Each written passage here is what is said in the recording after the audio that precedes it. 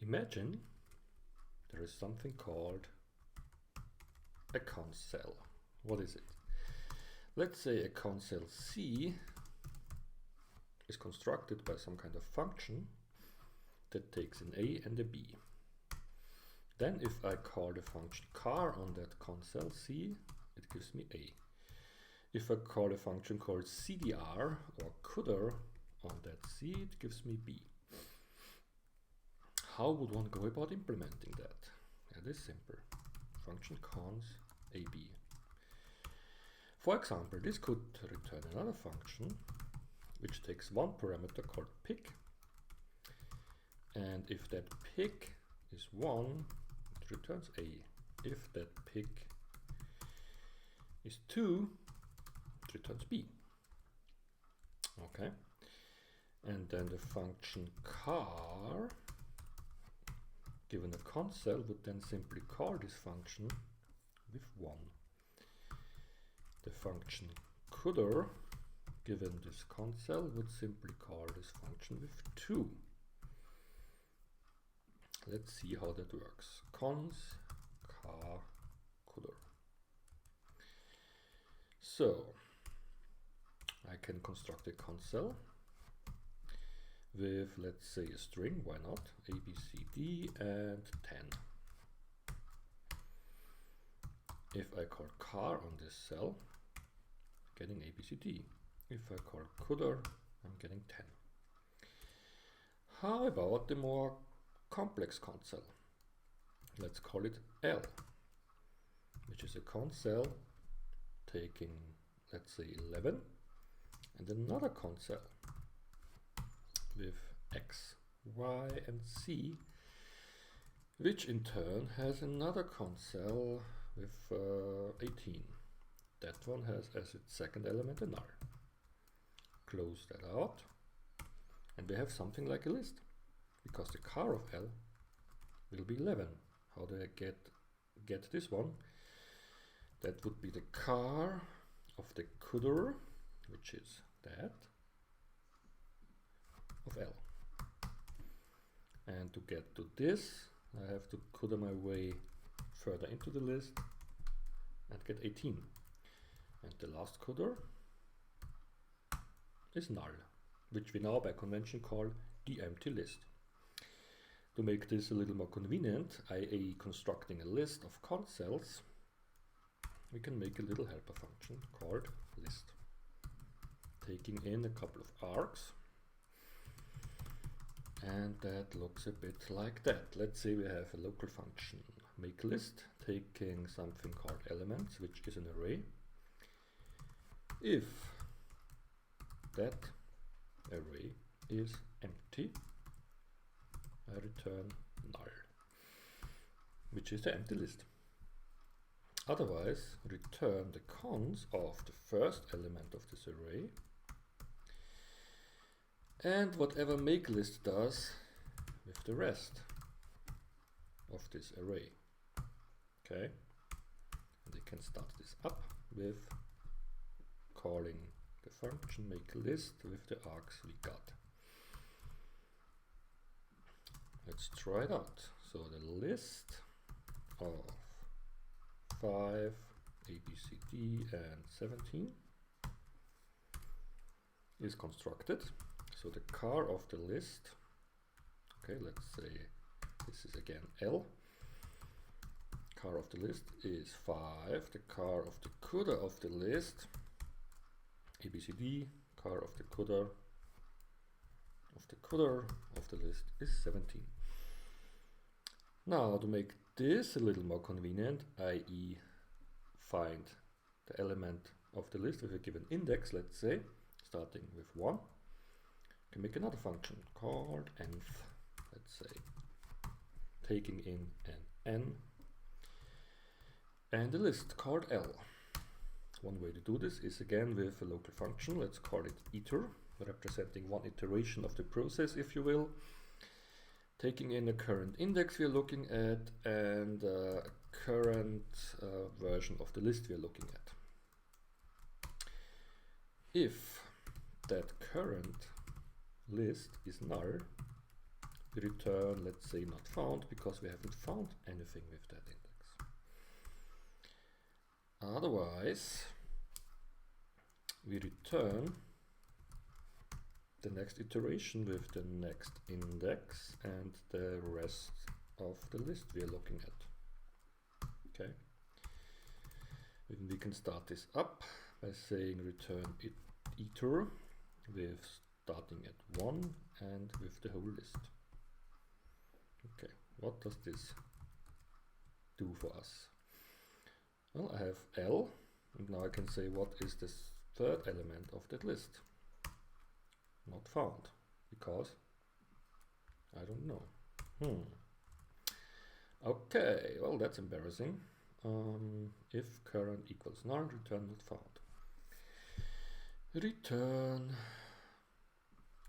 yeah, of course, because I forgot the one positive case where n equals index.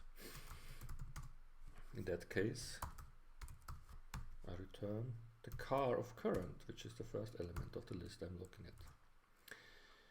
Okay, now that should work. The second element is ABCD, as you recall. Third element will be 17, the first element is 5, and the 12th element is not found. Okay. So what else would we like to do with our list-like cons cell construction? For example, maybe I wanna apply a function to each one of those elements in that list. Goes like this. If, again, the list is the empty list, I could say, well, I am at the end of the list and return that.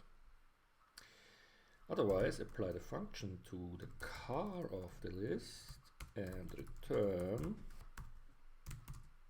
the iteration for the rest of the list. Okay, what can I do with that? For example, I can now do each console log for L. What would that do? Lo and behold, it outputs every element of the list. Okay, and just to be a little more convenient, we can again have a function called print. Takes a list and does exactly that. Console log for L.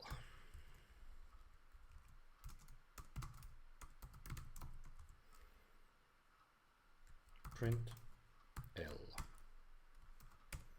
That's wrong. Print L. Okay, or print whatever list. 1, 2, 3. Okay. Something's wrong because I have to return. And it's not really wrong, but for completeness sake, it should also return the end of list thing. Okay. What else do we want to do? Well, usually people want to have a function called map, which takes a function which will be applied to each element of a list L and returns as a result the new list with those new elements. Can be done like, for example, this. If L equals null, as usual, then we return the empty list. Otherwise, cons the first element of the list applied to the function fn, and whatever map returns with the rest of the list. That's map, I think. Let's see. Print. Let's say we have a function, we have a map which takes an x to its square, and we apply that to a list of 2, 5, and 7, and 10.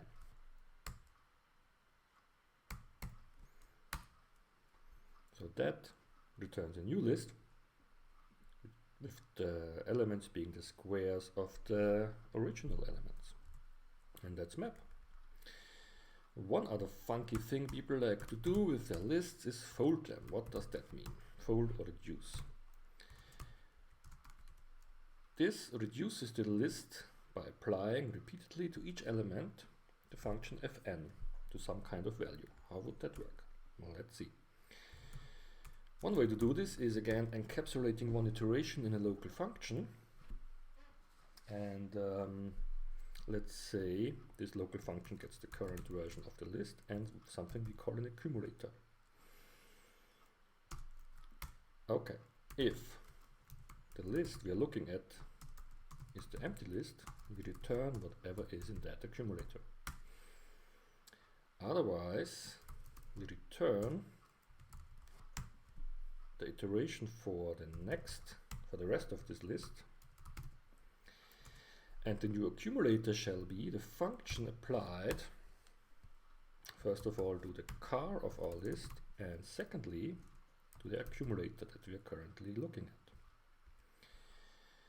Alright, and then we start this up by calling iter with the list and something we call a start value, which we have to supply here. Okay, export it, and let's see how that works. So I want to fold, let's say, with a function which takes an x and an accumulator and simply returns a new accumulator by adding this x to the accumulator. What would that do? Do a list of 1, 2, 3, 4, 5.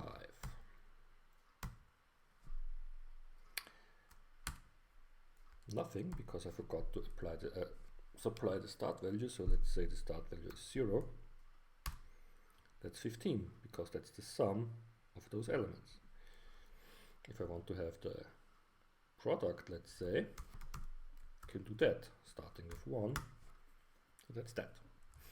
And that, in a nutshell, is a little tour of the console and its many applications.